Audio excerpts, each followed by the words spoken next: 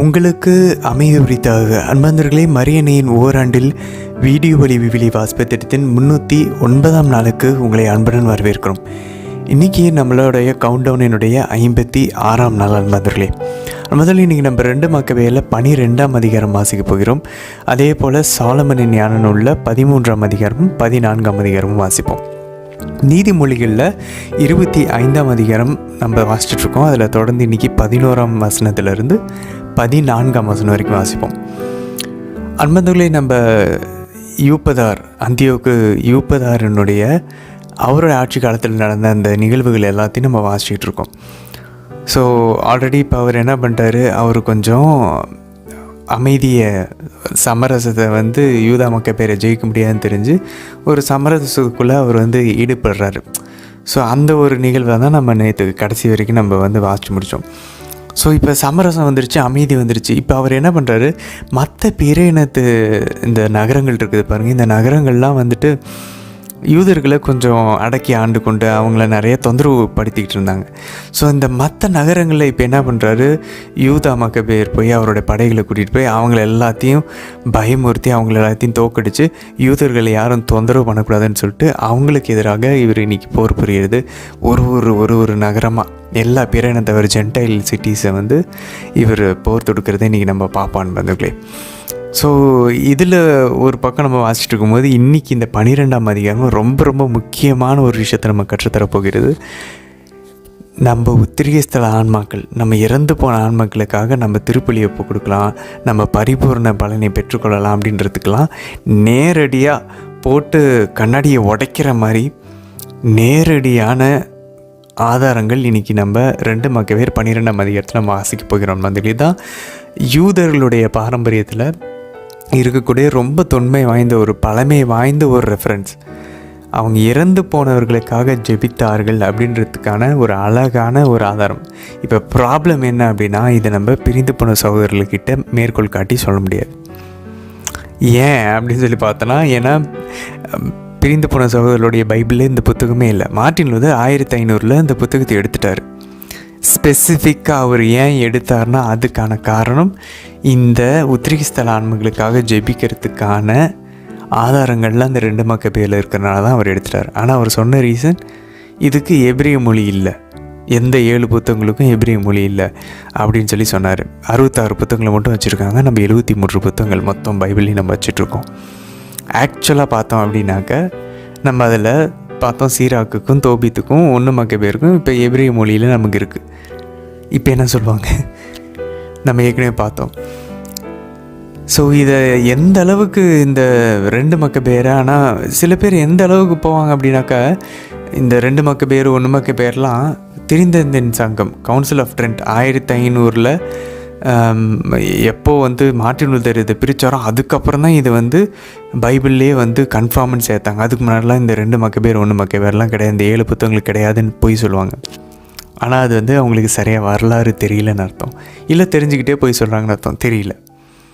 ஆனால் நமக்கு நல்லா தெரியும், ரோமிய சங்கம் கவுன்சில் ஆஃப் ரோம் எப்போ கிபி 382 நடந்ததில், அதுக்கப்புறம் ஹிப்போ ஆஃப்ரிக்காவில் இருக்கக்கூடிய ஹிப்போவில் நடந்த சங்கத்தில் அதெல்லாம் புரிந்த அகஸ்தினார் இருந்தார். இதில் எல்லாத்துலேயுமே 393. அதுக்கப்புறம் கார்த்தேஜில் நடந்த சங்கம் 397. அதுக்கப்புறம் புனித அகஸ்தினார், புனித தாமஸ் அக்வினாஸ் 1200களில் ஃப்ளாரன்ஸில் நடந்த கவுன்சில். எப்போது மார்ட்டின் லூதர் 1517களில் அந்த டைமில் தான் அவர் இந்த பிரிவினையை உண்டு பண்ணுறார். அதுக்கு முன்னாடி ஃப்ளாரன்ஸ் சங்கத்திலே 1441 இந்த எல்லா சங்கங்களிலும் கிபி 382 ஆரம்பிச்சு இந்த பிரிவினையை ஏற்படுத்துறதுக்கு முன்னாடி வரைக்கும், அதுக்கப்புறமும் கூட இந்த 7 புத்தகங்களையும் சேர்த்துருக்காங்க நண்பர்களே. ஸோ புனித அகஸ்தினார் தெளிவாக அவர் சொல்கிறாரு, அல்டிமேட்டாக திருச்சபை தான் பாருங்கள், அவர் என்ன சொல்கிறாரு, யூத மக்கபேர் அந்த இறந்து போன நபர்களுக்காக அவர் ஜெபத்தை ஒப்பு கொடுக்குறாருன்னா, நரகத்தில் இருக்கவங்களுக்கு ஜெபத்தை ஒப்பு கொடுத்து எந்த யூஸும் இல்லை. ஏன்னா அவங்க திருப்பி விண்ணகத்துக்கு போக முடியாது. விண்ணகத்தில் இருக்கிறவங்களுக்கு ஜெபமே தேவைப்படாது. அப்போ அவர் யாருக்காக ஜெபிச்சிருக்கணும்? அதனால தான் திருச்சபை சொல்லுது 3வது ஒரு இடம் உண்டு, அதுதான் உத்திரிகை ஸ்தலம். ஸோ இது டைரெக்டாக உத்திரிகை ஸ்தலத்துக்கான ஒரு எவிடன்ஸ் அப்படின்னு சொல்லி புனித அகஸ்தினார் அழகாக கூறுகிறார். இதை விட என்ன எவிடன்ஸ் நமக்கு வேணும்னு வந்துடல. திடீர்னு ஒருத்தர் 1500 வந்து இல்லைன்னு சொல்லிட்டான்னா அது எப்படி நடக்கும்? சரி, இன்றைக்கி சாலமோனின் ஞான நூலில் நம்ம போவோம். சாலமோனின் ஞான நூலில் இன்றைக்கி என்ன வாசிக்க போகிறான்னு வந்துட்டு நம்ம என்ன பார்த்துக்கிட்டு இருக்கோம்? விடுதலை பயணத்தில் எப்படி ஞானம் தன் செயலை ஆற்றியது, ஆண்டவராகி இயேசு கிறிஸ்து செயலை ஆற்றினார் அப்படின்னு நம்ம வாசிச்சுட்ருக்கோம். ஸோ சாலமோன் இன்றைக்கி கண்டினியூ பண்ணி இன்றைக்கி தொடர்ந்து இந்த 13ஆம் அதிகாரம் 14ஆம் அதிகாரத்தெலாம் அவர் இந்த சிலை வழிபாடை தொடர்ந்து ரொம்ப வன்மையாக கடுமையாக சாடுவார்.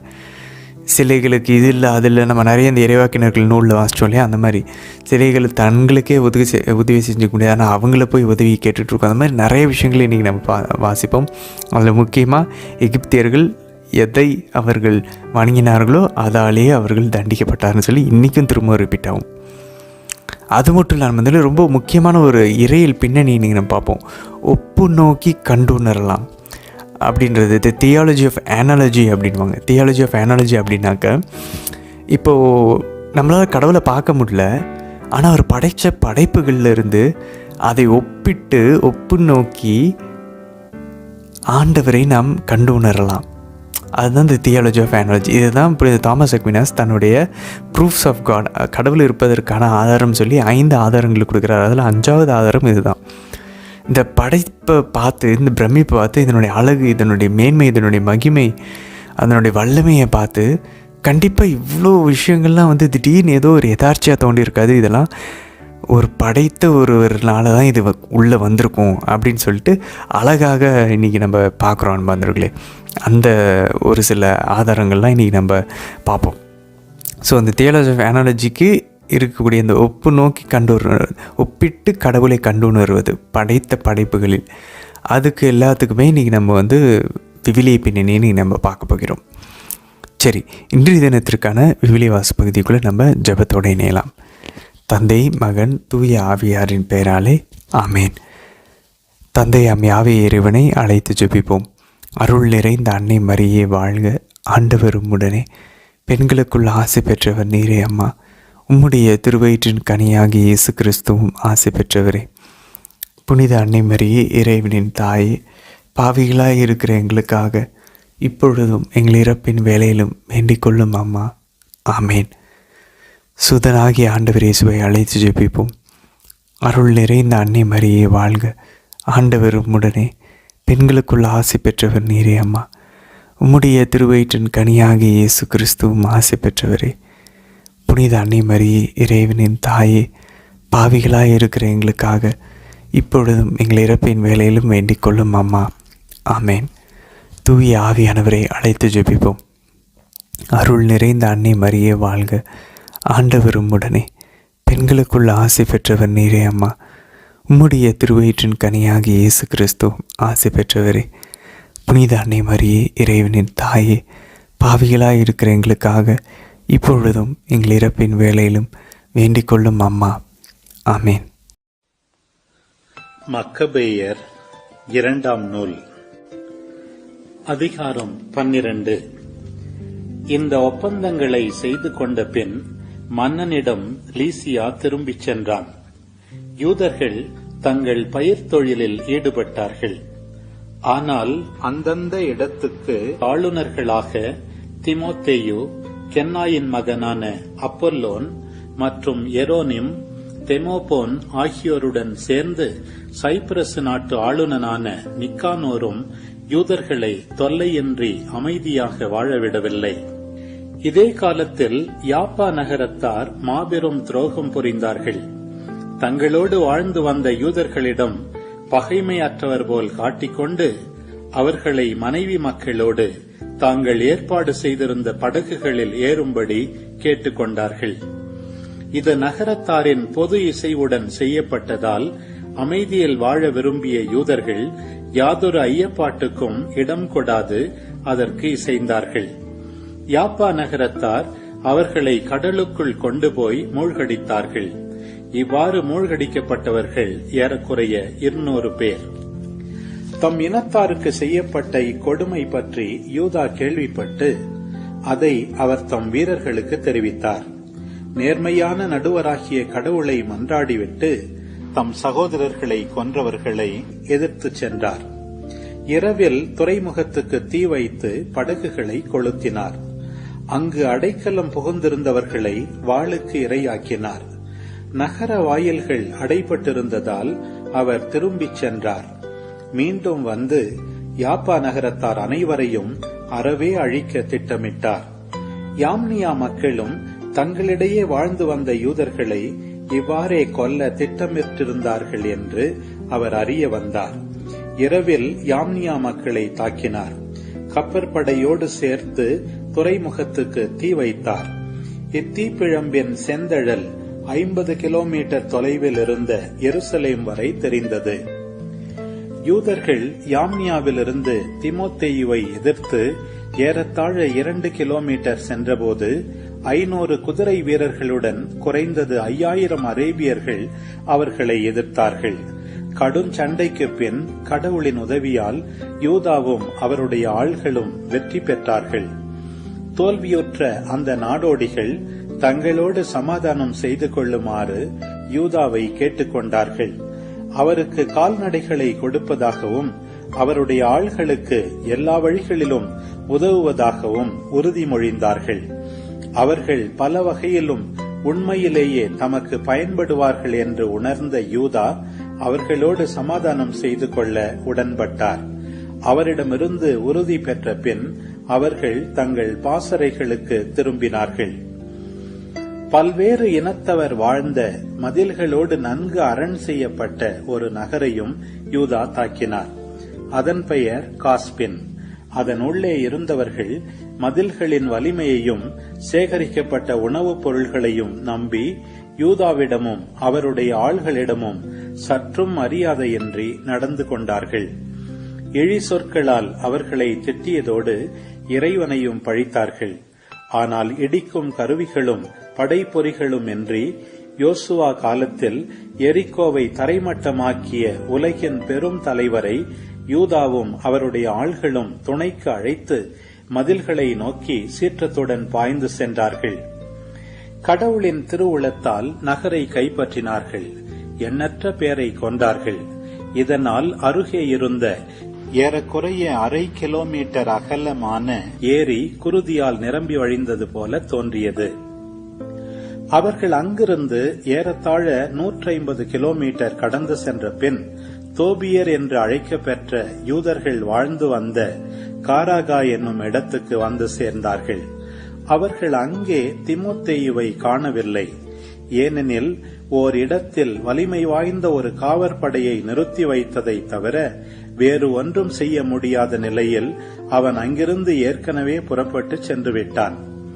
மக்கபேயிடம் படைத்தலைவர்களாயிருந்த தோசித்தும் சோசிபத்தரும் அணிவகுத்து சென்று ஒரு கோட்டையில் தீமோத்தேயு விட்டு வைத்திருந்த 10,000க்கும் மிகுதியானவர்களை அழித்தார்கள். மக்கபே தம் படைகளை அணி அணியாய் பிரித்து ஒவ்வொரு அணிக்கும் ஒரு தலைவரை ஏற்படுத்திய பின் தீமோத்தேயுவை துரத்திச் சென்றார். அவனிடம் 120,000 காலாட்படையினரும் 2,500 குதிரைப்படையினரும் இருந்தனர். யூதா தன்னை நெருங்கி வருவதை அறிந்தபோது தீமோத்தேயு பெண்களையும் பிள்ளைகளையும் பொருள்களையும் கர்னாயிம் நகருக்கு அனுப்பினான். அங்கு செல்லும் பாதைகள் அனைத்தும் ஒடுக்கமானவையாயிருந்தமையால் அந்த இடம் முற்றுகையிடுவதற்கு கடினமாயும் நெருங்குவதற்கு அரிதாயும் இருந்தது. ஆனால் யூதாவின் முதல் அணியை கண்டவுடனேயே அச்சமும் கலக்கமும் பகைவர்களை ஆட்கொண்டன. ஏனெனில் அனைத்தையும் காண்பவர் அவர்களுக்கு தோன்றினார். எனவே அவர்கள் மிரண்டு தலை தெறிக்க ஓடி எல்லா பக்கத்திலும் சிதறுண்டு போனார்கள். தங்களுடைய ஆள்களின் வாழ்முனைகளாலேயே குத்தப்பட்டு அடிக்கடி ஒருவர் மற்றவரை காயப்படுத்திக் கொண்டார்கள். யூதா மிகுந்த வலிமையோடு அவர்களை பின்தொடர்ந்து அந்த கொடியவர்களை வாளுக்கு இரையாக்கினார். அவர்களுள் 30,000 பேரை அழித்தார். தோசித்து சோசிபத்தர் அவர்களுடைய ஆள்கள் ஆகியோருடைய கையில் தீமோத்தேயுவே அகப்பட்டுக் கொண்டான். தன்னை உயிரோடு போகவிட வேண்டும் என்று நயவஞ்சகமாக அவர்களை கெஞ்சி கேட்டுக்கொண்டான். அவர்களுள் பெரும்பாலோருடைய பெற்றோரும் சகோதரரும் தன்னுடைய பிடியில் இருந்ததால் எச்சலுகையும் அவர்களுக்கு காட்டப்பட மாட்டாது என்று கூறியிருந்தான். எத்தீங்கும் செய்யாமல் அவர்களை திருப்பி அனுப்பிவிடுவதாக கொடுத்திருந்த தனது வாக்கை அவன் மீண்டும் உறுதிப்படுத்தியதால் தங்கள் சகோதரர்களை காப்பாற்றும் பொருட்டு அவனை அவர்கள் விட்டுவிட்டார்கள். யூதா அதன் பின் கர்னாயிமையும் அத்தர்காத்து கோவிலையும் எதிர்த்து சென்று 25,000 பேரை கொன்றான். அவர்களை முறியடித்து கொன்ற பின் எபிரோனை எதிர்த்து சென்றார். அரண் சூழ்ந்த அந்நகரில்தான் பன்னாட்டு மக்கள் கூட்டத்தோடு லிசியா வாழ்ந்து வந்தான்.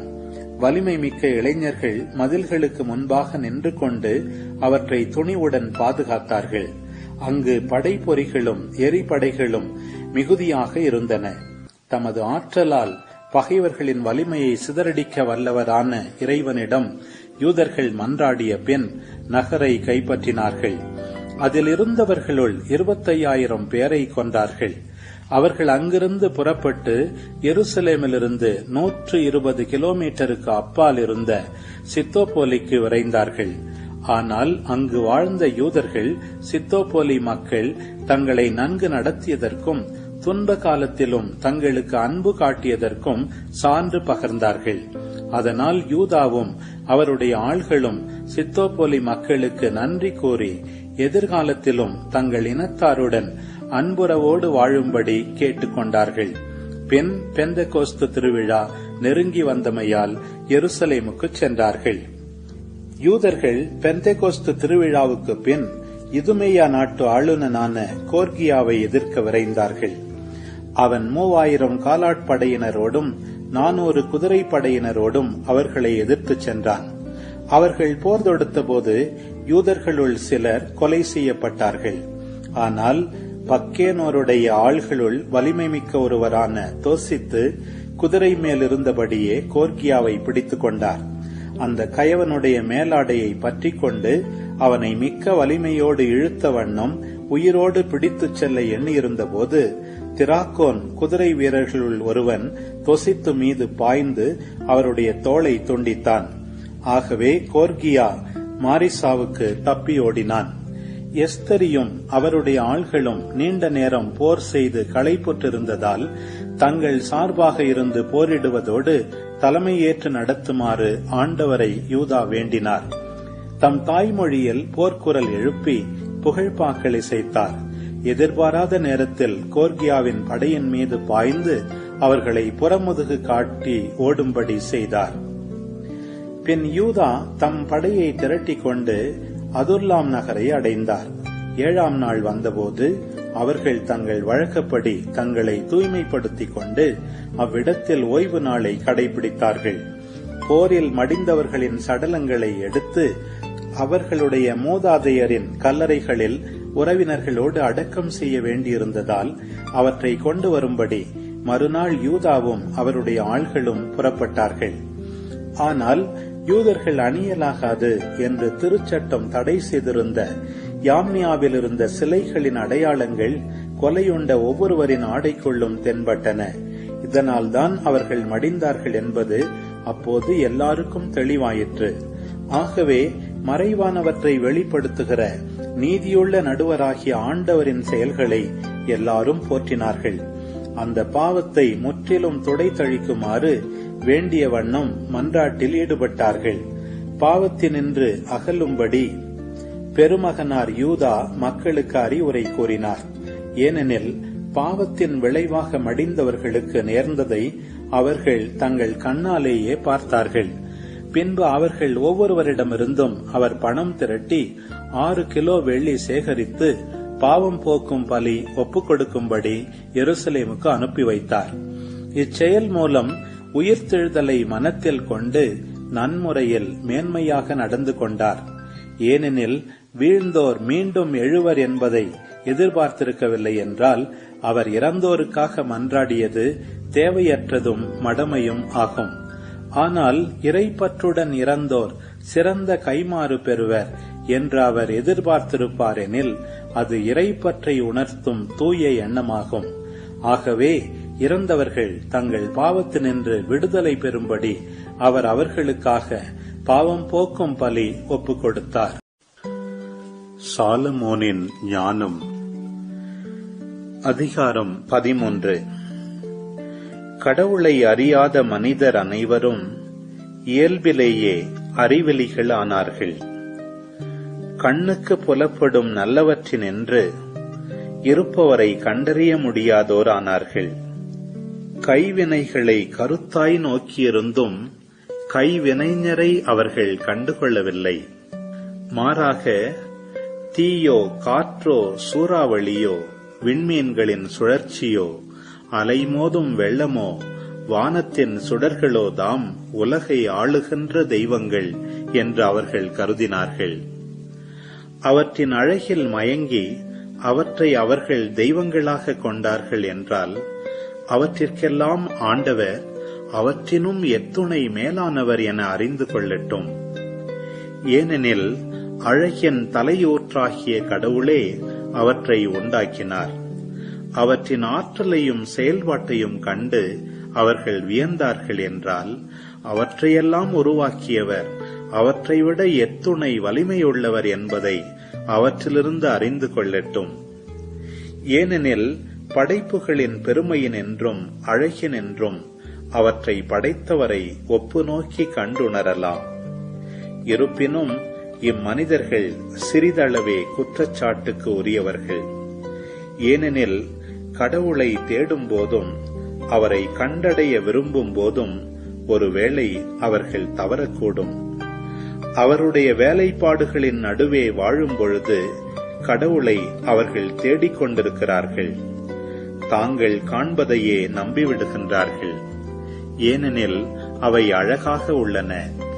இருப்பினும் அவர்களுக்கும் மன்னிப்பே கிடையாது.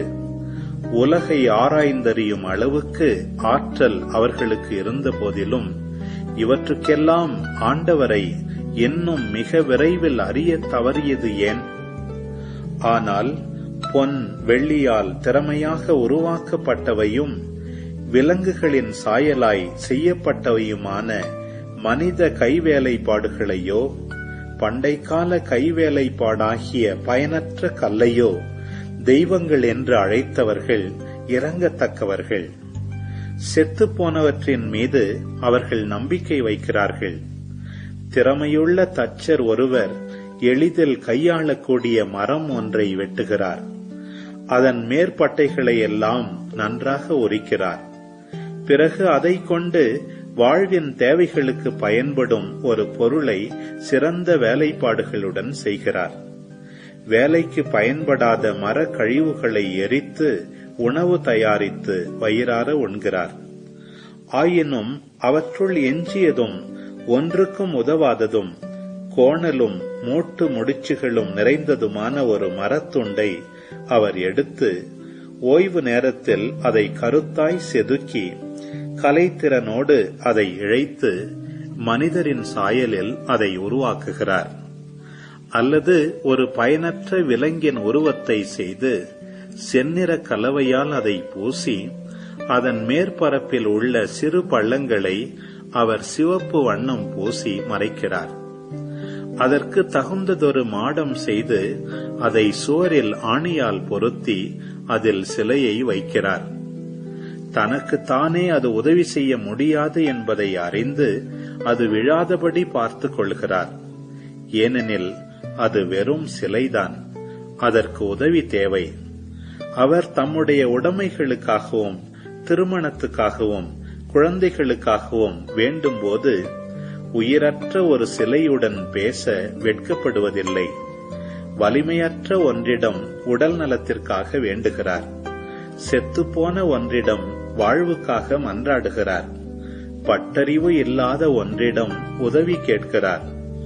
ஓர் அடி கூட எடுத்து வைக்க முடியாத ஒன்றிடம் நல்ல பயணத்திற்காக இறைஞ்சுகிறார். பொருள் ஈட்டலிலும் அலுவலிலும் செயல்பாட்டிலும் வெற்றி தரும்படி வலுவற்ற ஒன்றிடம் அவர் வேண்டுகிறார். சாலமோனின் ஞானம். அதிகாரம் 14. மேலும் கடற்பயணம் செய்யும் நோக்குடன் கொந்தளிக்கும் அலைக்கடலை கடக்கவிருக்கும் ஒருவர் தம்மை தாங்கிச் செல்லும் மரக்கலத்தை விட எளிதில் உடைபடும் மரக்கட்டையிடம் மன்றாடுகிறார். செல்வம் சேர்க்கும் ஆவல் அந்த மரக்கலத்தை கட்ட திட்டமிட்டது. ஞானம் கைவினைஞராக செயல்பட்டு அதை கட்டி முடித்தது. ஆனால் தந்தையே, உமது பாதுகாப்பு அதை இயக்கி வருகிறது. ஏனெனில் கடலில் அதற்கு ஒரு வழி அமைத்தீர், அலைகள் நடுவே பாதுகாப்பான பாதை வகுத்தீர். இவ்வாறு எல்லா இடர்களிலிருந்தும் நீர் காப்பாற்ற முடியும் என காட்டினீர். இதனால் திறமையற்றோர் கூட கடலில் பயணம் செய்ய முடியும். உமது ஞானத்தின் செயல்கள் பயனற்றவை ஆகக்கூடா என்பது உமது திருவுளம். எனவே மனிதர்கள் மிகச் சிறிய மரக்கட்டையிடம் தங்கள் உயிரையே ஒப்படைத்து கொந்தளிக்கும் கடலில் அதை தெப்பமாக செலுத்தி பாதுகாப்புடன் கரை சேர்கின்றார்கள். ஏனெனில் தொடக்க காலத்தில் கூட செருக்குற்ற அரக்கர்கள் அழிந்தபோது உலகின் நம்பிக்கை ஒரு தெப்பத்தில் புகலிடம் கண்டது. உமது கை வழிகாட்ட அந்நம்பிக்கை புதிய தலைமுறைக்கு வித்திட்டது. நீதியை உருவாக்கும் மரம் வாழ்த்துக்குரியது. ஆனால் கைவேலைப்பாடாகிய சிலை சபிக்கப்பட்டது. அதை செய்தவரும் அவ்வாறே சபிக்கப்பட்டவர். ஏனெனில் அவரே அதை செய்தார். அது அழியக்கூடியதாயிருந்தும் தெய்வம் என்று அழைக்கப்பட்டது. இறை பற்றில்லாதோரையும் அவர்களது இறை பற்றின்மையையும் கடவுள் ஒருங்கே வெறுக்கின்றார். ஏனெனில் செய்தவரோடு அவர் செய்த வேலையும் ஒருமிக்க தண்டிக்கப்படும். எனவே வேற்றினத்தாரின் சிலைகளும் தண்டனை தீர்ப்புக்கு உள்ளாகும். ஏனெனில் கடவுளின் படைப்புகளேயாயினும் அவை மிக அருவருப்பானவையாக மாறிவிட்டன. அவை மனிதரின் ஆன்மாக்களுக்கு இடரல்கள், அறிவிலிகளின் கால்களுக்கு கண்ணிகள்.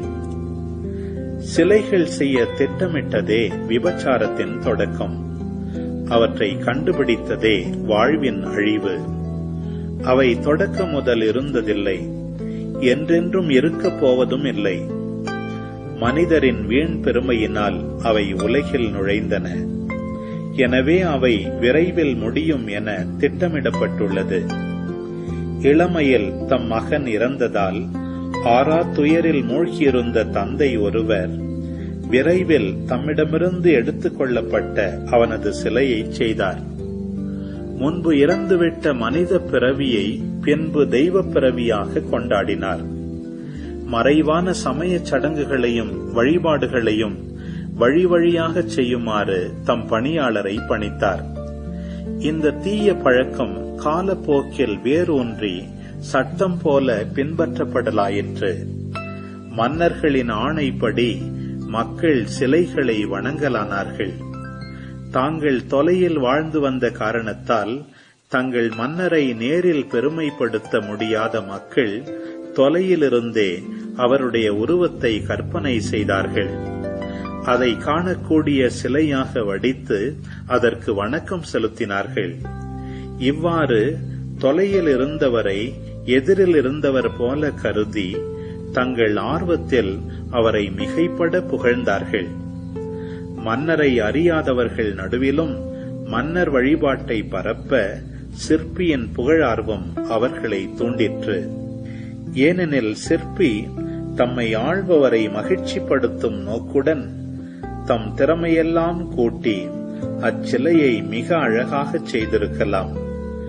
அவருடைய வேலைப்பாட்டின் அழகில் மயங்கிய மக்கள் திரள் சற்று முன்பு வெறும் மனிதராக போற்றிய ஒருவரை பின்னர் வழிபாட்டுக்குரியவராக கருதியிருக்கலாம்.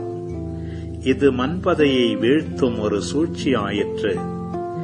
ஏனெனில் மனிதர் பேரிடருக்கோ கொடுங்கோன்மைக்கோ ஆளாகி கடவுளுக்கே உரிய பெயரை கற்களுக்கும் மரங்களுக்கும் கொடுத்தனர். கடவுளை பற்றிய அறிவில் மனிதர்கள் தவறியது மட்டுமன்றி அறியாமையால் பெரும் போராட்டத்தில் வாழ்கிறார்கள். இத்தகைய தீமைகளை அமைதி என்று அழைக்கிறார்கள். புகுமுக சடங்குகளில் அவர்கள் குழந்தைகளை பலியிட்டாலும் மறைவான சமய சடங்குகளை கொண்டாடினாலும் வேற்றின பழக்க வழக்கங்கள் கொண்ட வெறியூட்டும் களியாட்டங்களை நடத்தினாலும் தங்கள் வாழ்வையும் திருமணத்தையும் மாசுபடாமல் காப்பதில்லை. அவர்கள் நயவஞ்சகமாக ஒருவரை ஒருவர் கொல்கிறார்கள், அல்லது விபச்சாரத்தால் ஒருவர் மற்றவருக்கு துயர் விளைவிக்கிறார்கள். இதன் விளைவாக எங்கும் ஒரே குழப்பம், குருதி, கொலை, களவு, வஞ்சகம், ஊழல், பற்றுறுதியின்மை, கிளர்ச்சி, பொய்யாணை, நல்லவை பற்றிய குழப்பம், செய்நன்றி மறத்தல், ஆன்மாக்களை கரைப்படுத்துதல், இயல்புக்கு மாறான காம வேட்கை, மனவாழ்வில் முறைகேடு, விபச்சாரம், வரம்பு மீறிய ஒழுக்கக்கேடு, பெயரை கூட சொல்லத்தகாத சிலைகளின் வழிபாடே எல்லா தீமைகளுக்கும் முதலும் காரணமும் முடிவுமாகும். அவற்றை வணங்குவோர் மகிழ்ச்சியால் வெறிபிடித்தவராகின்றனர், அல்லது பொய்யை இறைவாக்காக உரைக்கின்றனர், அல்லது நேர்மையாக வாழ்வதில்லை, அல்லது எளிதாக பொய்யாணையிடுகின்றனர். உயிரற்ற சிலைகள் மீது நம்பிக்கை வைப்பதால் அவர்கள் பொய்யாணையிட்டாலும் தங்களுக்கு தீங்கு நேரிடும் என எதிர்பார்ப்பதில்லை. இரு காரணங்களுக்காக அவர்கள் நீதியுடன் தண்டிக்கப்படுவார்கள். சிலைகளுக்கு தங்களை அர்ப்பணித்ததன் மூலம் கடவுளை பற்றிய தவறான எண்ணம் கொண்டிருந்தார்கள். தூய்மையை இகழ்ந்து வஞ்சகத்தோடு நீதிக்கு முரணாக ஆணையிட்டார்கள். ஏனெனில் எவற்றை கொண்டு மனிதர்கள் ஆணையிடுகிறார்களோ அவற்றின் ஆற்றல் அவர்களை தண்டிப்பதில்லை. மாறாக பாவிகளுக்குரிய நீதி தீர்ப்பே நெறிகெட்டோரின் குற்றங்களை எப்பொழுதும் தண்டிக்கிறது. நீதிமொழிகள் அதிகாரம் 25. தக்க வேளையில் சொன்ன சொல் வெள்ளித்தட்டில் வைத்த பொற்கனிக்கு சமம். தங்கச் சங்கிலியும் பொற்கடுக்கனும் ஓர் இணையாக அமைவது போல எச்சரிக்கை கூறும் ஞானியும் அதை வெறுப்புடன் கேட்பவரும் ஓர் இணையாக அமைவர். குளிர்ந்த பானம் கோடை காலத்தில் எப்படி இருக்குமோ அப்படியே உண்மையான தூதர் தம்மை அனுப்பினவருக்கு இருப்பார். அவர் தம் தலைவருக்கு புத்துயிர் அளிப்பார். கருமுகிலும் காற்றும் உண்டு, ஆனால் மழை இல்லை. கொடாமலே தன்னை கொடை வள்ளல் என்பவனும் இவ்வாறே. ஆமேன். ஆண்டவரே, இந்த நாளுக்கான இந்த அழகான இறைவார்த்தை பகுதிக்காக நன்றி செலுத்துகிறோம் அப்பா. ஆண்டவரே, இன்று நாங்கள் வாசிக்க கேட்டது போல அப்பா, எங்களுடைய சிலைகள் பல உண்டு ஆண்டவரே. வெறும் சிலைகளை வழிபடுவதை பற்றி இல்லை, இதை ஆவிக்குரிய வகையில் புரிந்து கொள்ள வேண்டும் என்றால் எங்களுடைய பெருமை, பொறாமை, பேராசை, பெருந்தினி, கோபம், காமம், சோம்பேறித்தனம் ஆகிய இந்த சிலைகளிலிருந்து எங்களுக்கு விடுதலை தாங்க ஆண்டவரே. இதனால் நாங்கள் ஆட்கொள்ளப்பட்டுருக்கோம். இதை தேடி நாங்கள் போனோம். இப்போ இதை விட்டுட்டு எங்களால் வெளியே வர முடியல. எங்களுடைய முட்டாள்தனத்தினாலையும் எங்களுடைய திமிருனாலையும் அகந்தையினாலேயும் உம்மை விட்டு விலகி இதில் போய் முழுந்துட்டோம் ஆண்டவரே. அம்மா, பரிவு கொண்டு எங்களை இதிலிருந்து வெளியே கை தூக்கி எடுத்தருளும் அம்மா. எங்களுடைய சிலைகளிலிருந்து எங்களை கழுவியருளும் அம்மா. தந்தை, மகன், தூய ஆவியாரின் பெயராலே ஆமேன். முதல்ல இன்னைக்கு 2 மக்கபேயரில் பாருங்கள், அப்படியே போகிற வழியில் ஆண்டவர் பல இடங்கள் இன்றைக்கி நம்ம வழக்கம் போல் இந்த 2 மக்கபேயரில் தொடர்ந்து யூதா மக்கபேயனுடைய ஒவ்வொரு பிரச்சனையை சந்திக்கும் போதும் அதில் ஜெயித்ததுக்கப்புறமும் ஆண்டவரை இங்கே நமக்கு பைபிள் காமிச்சு கொடுத்துக்கிட்டே இருக்கான்னு வந்தவர்களே. பாருங்கள், 6ஆம் வசனம் 12ஆம் அதிகாரத்தில், நேர்மையான நடுவராகிய கடவுளை மன்றாடி விட்டு தம் சகோதரர்களை கொன்றவர்களை எதிர்த்து சென்றார். முதல்ல பைபிள் எப்பயுமே இப்போ பாருங்கள், நிறைய வசங்கள் நம்ம பார்ப்போம். 2 விஷயங்கள் இருக்கும். கடவுளை உதவிக்க கூடுவாங்க, இவங்க கையில் வெந்துடுச்சு சண்டை போட போவாங்க. அப்போ ஆண்டவர் உதவி செய்வார். பாருங்கள், கடவுளை மன்றாடி விட்டு சகோதரர்களை கொன்று குவித்தவர்களை எதிர்த்து சென்றார். அப்போ நம்ம இந்த 2மே போகணும் நம்ம வாழ்க்கை. நம்ம இதுதான் திரும்ப திரும்ப பார்த்துட்ருக்கோம். 11ஆம் வசனம் பாருங்கள், கடும் சண்டைக்கு பின் கடவுளின் உதவியால் யூதாவும் அவருடைய ஆள்களும் வெற்றி பெற்றார்கள். யூதா சண்டை போட்டு வெற்றி பெற்றாங்க. சண்டை போட்டதுனால தான் வெற்றி வந்துச்சு. ஆனால் அந்த வெற்றிக்கு பின்னாடி, கடுமையான சண்டைக்கு பின்னாடி கடவுளோட உதவி இருந்திருக்கு. அண்ணந்தில் எவ்வளோ அழகாக பாருங்களேன். அப்போது நம்ம நம்ம நம்ம போரிடாமல் வெற்றி வராது, ஆனால் அந்த போரிடுறதுனால மட்டும் வெற்றி வந்துடாது. ஆண்டவர் உதவி செய்யணும். எவ்வளோ அழகாக பேலன்ஸ் பண்ணுது பாருங்க. 15ஆம் வசனம் பாருங்கள். ஆனால் இடிக்கும் கருவிகளையும் படை பொருட்களுமின்றி யோசுவா காலத்தில் எரிகோவை தரைமட்டமாக்கிய உலகின் பெரும் தலைவரை யூதாவும் அவருடைய ஆள்களும் துணைக்கு அழைத்து, பாருங்கள், உலகின் பெரும் தலைவர்னா ஆண்டவரை சொல்கிறாங்க. ஆண்டவரை, கடவுளை துணைக்கு அழைத்து மதில்களை நோக்கி சீற்றத்துடன் பாய்ந்து சென்றார்கள். ஸோ ஒரு பக்கம் கடவுளை நம்ம துணை கூப்பிடணும், இன்னொரு பக்கம் நம்மளும் தைரியமாக உள்ளே போகணும். இல்லைன்னா பயந்துட்டு இருந்த வேலைக்கு அதை நம்ம தாவீதுகிட்ட பார்க்குறோம். நண்பர்களே, தாவீது வந்து பயந்தார், ஆண்டவர்கிட்ட ஜெபிச்சார். ஜெபிக்கிறப்ப பாருங்கள், ஒரு பூனையை போல் ஜெபிப்பார். ஆனால் அந்த பக்கம் போய் சண்டை போடுறப்ப சிங்கத்தை போல் சண்டை போடுவார். டிஃப்ரென்ஸ் பாருங்களேன். அதான் புனித இன்னாசியான்னு சொல்லுவார், pray as if everything depends on you, on God. கடவுளையே எல்லாத்தையுமே சார்ந்ததுன்றது போல் ஜெபிங்க. வேலை செய்யும்போது work as if everything depends on you. நம்மையே சார்ந்தது போல் நம்ம வந்து வேலை செய்யணும் அப்படின்வார். அதான் நம்ம பார்த்தால பூனையை போல் ஜெபிக்கணும், சிங்கத்தை போல் சீறி பாஞ்சு சண்டை போடணும். அப்போ தான் சாத்தானை வீழ்த்த முடியும்.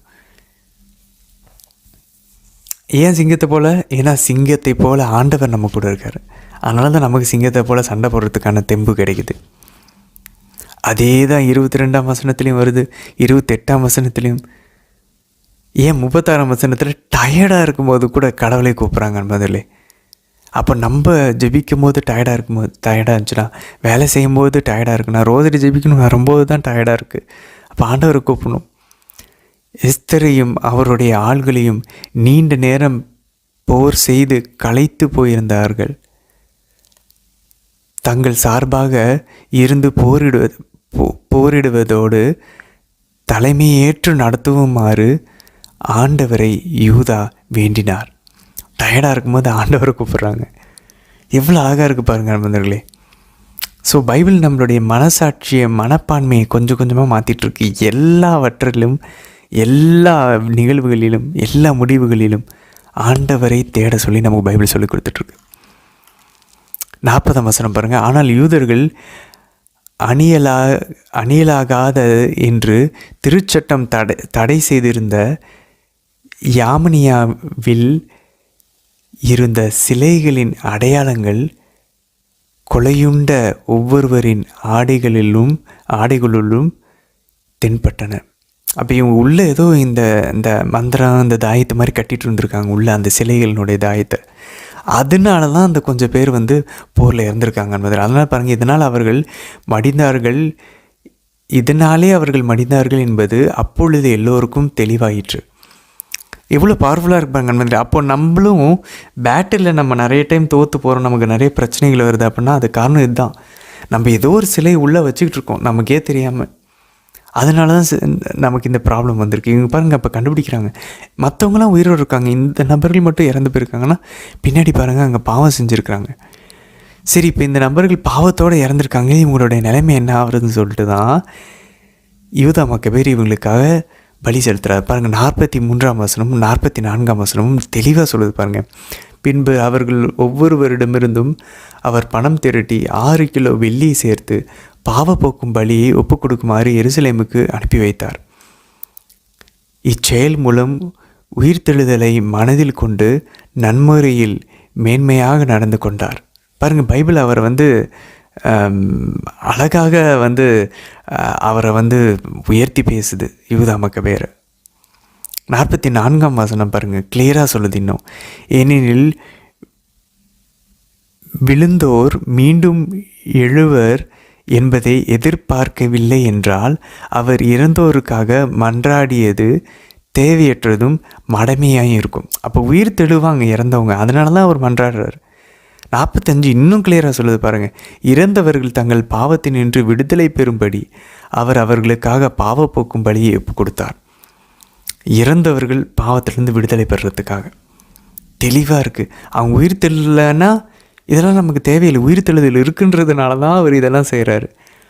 அப்போ நம்ம வீட்டில் இறந்து போனவங்க யோசிச்சு பார்ப்பான்னு வந்தோங்களே.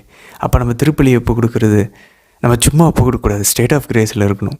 அருள் நிலையில் இருக்கிறோமா, ஒரு சாவான பாவம் கூட நம்ம செஞ்சு நம்ம ஆன்மாவில் இருக்கக்கூடாது அந்த கரை. அதை போய் பாவசிங்கத்தனம் செஞ்சு ஒரு குருவானவரிடம் அதை கழுவிடணும். நம்ம ஏற்கனவே பார்த்துருக்கோம். அதுக்கப்புறம் திருத்தந்தையின் கருத்துக்காக ஒரு பரலோகத்தில் இருக்க பிதாவே ஒரு அருளிந்தவரை ஜெபிக்கணும். அதுக்கப்புறம் இந்த பரிபூர்ண பலனை பெறுவதற்கான ஏதாவது ஒரு காரியத்தை செய்யணும். ஒரு 53 மணி ஜெபமாலையை கோயிலுக்கு சென்று ஜெபிக்கலாம், இல்லை ஒரு பைபிள் 1/2 மணி நேரம் வாசிக்கலாம் வீட்டிலேயே உட்காந்து, இல்லை 1/2 மணி நேரம் நற்கரணை ஆராதனை செய்யலாம். ஏதாவது ஒன்று செஞ்சு நம்ம இந்த பரிபூர்ண பலனை ஒப்பு கொடுக்கலாம். ஆனாலும் அற்ப பாவத்திலேருந்து நம்ம விடுதலை பெறணும்னு திருச்சபை சொல்லுது. அதன் மேலே எந்த பற்றுதலும் இருக்கக்கூடாதுன்னு. அப்போ நம்ம பரிபூர்ண பலன் அவங்க செஞ்ச நம்ம குடும்பத்தினர்கள் இறந்து போன எல்லா பாவத்துக்கும் பரிகாரம் தேடி கொடுக்கணுமா? அது கொஞ்சம் கஷ்டம்தான். ஏன்னா நம்ம அற்ப பாவத்தோட ஒரு பற்றுதல் இருக்க தான் செய்யும். அப்போ என்ன பண்ணணும்? நிறைய பரிபூர்ண பலன்கள், நிறைய திருப்பலிகளை ஒப்பு கொடுக்கணும். குறிப்பாக நவம்பர் மாதத்தில் நம்ம அதான் வீடியோவில் பார்த்தோம். ஸோ எப்படி யூத மக்கபேர் அங்கே அப்படி செய்தாரோ அதே பின்னணியில் நம்ம இங்கே செய்ய அழைக்கப்படுறோம் அன்பர்களே. உண்மையிலேயே நம்ம குடும்பத்தினர்களுக்கு இதெல்லாம் செய்யணும்னா கன்ஃபெஷன் போகாமல் இது எதுவுமே ஸ்டார்ட் ஆகாது. பரிபூர்ண பலனை பெற்று தரவே முடியாது அன்பர்களே. சரி, சாலமோனி ஞான நூலுக்குள்ளே போவோம் பாருங்கள். 13ஆம் அதிகாரம் 1ஆம் வசனம். அழகான வசனம் பாருங்கள். நாத்திகர்களை அறிவிலிகள்னு சொல்லுது பாருங்கள். கடவுளை அறியாத மனிதர் அனைவரும் இயல்பிலேயே அறிவிலிகள் ஆனார்கள். நேச்சுரலாக கடவுளை விட்டு விலகுனா முட்டாளாகிடுவோம் அன்பர்களே. முட்டாள்தனமான விஷயங்கள் தான் நம்ம பண்ணுவோம். கண்ணுக்கு புலப்படும் நல்லவற்றிலிருந்து இருப்பவரை கண்டறிய முடியாதோர் ஆனார்கள். இவ்வளோ அழகான படைப்பு இருக்குது. அதை பற்றிலாம் அப்படியே ரிசர்ச் பண்ணி அப்படியே சயின்ஸ்லாம் படிக்கிறோம், அறிவியல்லாம் படிக்கிறோம், மருத்துவம் படிக்கிறோம். ஆனால் அந்த கண்ணுக்கு புறப்படும் நல்லவற்றிலிருந்து இருப்பவரை, உயிரோடு இருக்கக்கூடிய கடவுளை நம்மளால் கண்டறிய முடியல பாருங்கள். கைவினைகளை கருத்தாய் நோக்கி இருந்தும் கைவினைஞரை அவர்கள் கண்டு கொள்ளவில்லை. படைத்த படைப்புகளெல்லாம் ரிசர்ச் பண்ணுறோம், ஆனால் படைத்தவரை விட்டுட்டோமே அப்படின்னு சொல்லி அழகாக சொல்லுது பாருங்கள். அப்போ எந்தளவுக்கு இயல்பிலேயே ஒரு அறிவிலிகளாக இருக்கிறாங்க அப்படின்னு சொல்லி அழகாக சொல்லுது. 5ஆம் வசனம் பாருங்கள். எனில் படைப்புகளின் பெருமை நின்று அழகி நின்றும் அவற்றை படைத்தவரை ஒப்பு நோக்கி கண்டுணரலாம். இதை நம்ம துவக்குறையில் பார்த்தோம். ஸோ படைப்பினுடைய அழகு, அதனுடைய வலிமை, அதனுடைய அந்த காம்ப்ளெக்சிட்டி எவ்வளோ நுட்பமாக இருக்குது. எல்லா விஷயங்களையும் பார்க்கும்போது இவ்வளோ அழகாக இருக்குது, இவ்வளோ பிரம்மாண்டமாக இருக்கே, இதை கண்டிப்பாக இது எதார்ச்சியாக அப்படியே உருவாகிருக்குமா? இல்லை, யாரோ அதை பார்த்து இதை செதுக்கி படைச்சிருக்கிறாங்க. அவற்றையெல்லாம் உருவாக்கியவர் அவற்றை விட எத்தனை வலிமை உள்ளவர் என்பதை அவற்றிலிருந்து அறிந்து கொள்ளட்டும். அப்போ நம்ம ஒரு அழகை பார்க்கும்போது, ஒரு வல்லமையான ஒரு ஃபால்ஸ், அப்படி பிரம்மாண்டமான ஒரு ஃபால்ஸ், பெரிய மலையை பார்க்குறோம், பள்ளத்தாக்குகளை பார்க்குறோம். இவ்வளோ ஆழமான விஷயங்களா? அன்பு, நன்மை, நீதி, இது எல்லாமே கடவுளினுடைய நன்மைத்தனத்தினுடைய பங்கு. இந்த உலகத்தில் நம்ம பார்க்குற இந்த எல்லாத்துல இருந்தும் நம்ம கடவுளை கண்டு உணரலான்னு வந்துடலே. அதான் புனித லோயல் என்ன சார் அழகாக சொல்லுவார், finding God in all things and finding all things in God. கடவுளில் எல்லாவற்றையும் காண்பது, எல்லாவற்றிலும் கடவுளை காண்பது, ரெண்டுமே ஒன்று தான். எவ்வளோ அழகாக இருக்குது பாருங்களேன். அதுக்கப்புறம் பாருங்கள், 14ஆம் அதிகாரம் சாலமோனி ஞான நூல்ல 3ஆம் வசனம். ஆனால் தந்தையே, உமது பாதுகாப்பு இதை இயக்கி வருகிறது. ஏனெனில் கடலில் அதற்கு ஒரு வழி அமைத்தீர், அலைகள் நடுவே பாதுகாப்பான பாதையை வகுத்தீர். அன்பர்கள், இதில் ஒரு விஷயம் பாருங்கள். கடவுள் அவர் அப்பான்னு கூப்பிட்றாரு. ஏன்னா தாவீதுக்கு ஆண்டவர் வாக்குறுதி கொடுத்தார், உன்னுடைய வழிமரபுக்கு வித்துக்கு நான் தந்தையாக இருப்பேன், அவர் எனக்கு மகனாக இருப்பார்னு சொல்லிட்டு. ஸோ இது பர்ஃபெக்டாக நடக்கலை. ஒரு நல்ல மகனாக இருந்தாரா சாலமோன்? இல்லையே, கடைசி காலத்தில் பாவம் செஞ்சு விழுந்துட்டாரே. அப்போ இந்த இறைவாக்கு இந்த தந்தை, பழைய சாலமன் தந்தைன்னு கூப்பிட்றாரு. அவர் ஒரு முழுமையற்ற ஒரு பலவீனமான ஒரு மகன். ஆனால் 2வது ஒரு புதிய சாலமன் வந்தார், ஆண்டவர் இயேசு. அவர் தந்தைன்னு கூப்பிடும்போது அது பர்ஃபெக்டான ஒரு மகன், முழுமையான ஒரு மகன், முழுமையான தந்தை, நிறைவான மகன், நிறைவான தந்தையை அப்படியே பிரதிபலிக்கக்கூடிய மகன். தந்தைக்குள்ளும் தந்தை அவருக்குள்ளே இருக்கக்கூடிய அந்த மகன் தந்தைன்னு நமக்கு கற்றுத்தராரு. எவ்வளோ அழகாக இருக்குது பாருங்களேன். அப்போது இந்த ஷிப்பை யார் ஓட்டுறது? தந்தையே உமது பாதுகாப்பு இதை இயக்கி வருகிறது. இந்த படகை யார் இயக்குறா? இந்த வாழ்க்கைன்ற இந்த படகை ஆண்டவர்.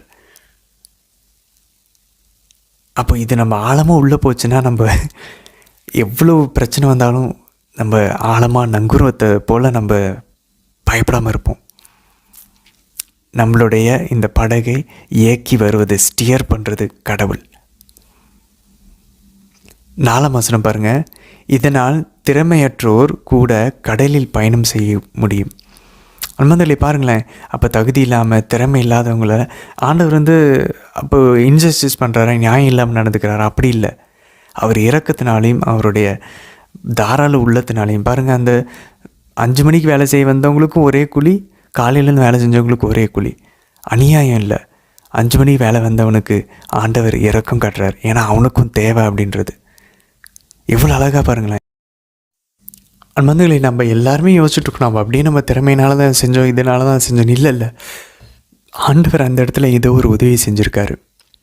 அவருடைய அருள் இல்லாமல் நம்மளால் இது எதையுமே செஞ்சுருக்க முடியாது. அன்பார்ந்தவர்களே, திறமையற்றோர் கூட கடலில் பயணம் செய்ய முடியும் அப்படின்னா அதுக்கு காரணம் ஆண்டவர் பின்னாடி உதவி செய்கிறார். திறமையற்றவனை தூக்கி உயர்த்தி வைக்கணுன்றதுக்காக இல்லை, திறமையற்றவனுக்கு அந்த பயணம் தேவைப்படுது.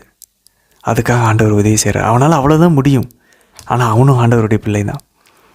அப்படி பார்த்தா நம்ம யாருமே எதுக்குமே தகுதி இல்லாமல் வந்தாலே, நம்மளுடைய வேலையிலையாக இருக்கலாம், நம்மளை ஆவிக்குரிய வாழ்க்கையிலாக இருக்கலாம், நம்மளுடைய குடும்ப வாழ்க்கையிலையாக இருக்கலாம், எல்லாத்துலேயுமே தகுதி இல்லாத நம்மளை தான் நம்ம பண்ணுறோம். தண்ணி ஊற்றி வைக்கிறோம், ஆனால் நமக்கு தேவை என்னமோ திராட்சை ரசம், ஆனால் நம்ம ஊற்றி இருக்கிறது என்னமோ தண்ணி. ஆண்டவர் தான் அதை மாற்றுறார். இருக்கிறது என்னமோ 5 அப்போ, ஆண்டவர் தான் அதை பெருக்கிறார். அதுக்கப்புறம் 6ஆம் வசனம் பாருங்கள். உமது கை வழிகாட்ட அந்நம்பிக்கை புதிய தலைமுறைக்கு வித்திட்டது. அன்பார்ந்தவர்களே, அந்த எதை பற்றி பேசுகிறாங்க இங்கே? அந்த நம்பிக்கை, எந்த நம்பிக்கை? அந்த தெப்பம், அந்த நோவாவினுடைய அந்த படகை பற்றி பேசிகிட்டு இருக்கோம். அப்போது இந்த புதிய ஒரு தெப்பம் இருக்குது. யார் அது? தேவமாதா. அந்த தேவமாதா மீது இருக்கக்கூடிய நம்பிக்கை ஒரு புதிய தலைமுறைக்கு வித்திட்டுச்சு. தேவமாதா என்ற அந்த ஒரு பெட்டகம் என்ன வித்து? அது ஆண்டவர் இயேசுன்ற அந்த வித்து. அந்த ஆண்டவர் இயேசுனுடைய உடல் தான் நம்ம. அப்போது புதிய தெப்பமாகிய தேவமாதா ஒரு புதிய படைப்பாகிய கிறிஸ்துவுக்குள் புதிய படைப்பாகிய நமக்கு ஒரு வித்துடுறாங்க. அந்த இயேசு கிறிஸ்துக்குள்ளே நம்ம ஞானஸ்தானத்தின் வழியாக இணையும் போது நம்மளும் ஒரு புதிய படைப்பாக மாறுகிறோம். அதுக்கப்புறம் பாருங்கள் 7ஆம் வசனம். நீதியை உருவாக்கும் மரம் வாழ்த்துதலுக்குரியது. என்ன மரம் அது? அது தேவ மாதாவையும் குறிக்கும், சிலுவை மரத்தையும் குறிக்கும். நீதியை உருவாக்கின மரம் இது சிலுவை மரம்தான். அந்த பெட்டக மரம்தான். அந்த சிலுவையை ஆண்டவர் இயேசுவை கொண்டிருந்தது யார்? அந்த பெட்டகம். ஸோ அப்படியும் நம்ம இதை ஆவிக்குரிய வகையில் இந்த வசனத்தை பார்க்கலாம் நண்பர்களே. சரி நண்பர்களே, தொடர்ந்து பயணிக்கலாம். நாளை தினத்திற்கான வீடியோவில் சந்திக்கலாம். ஆமேன்.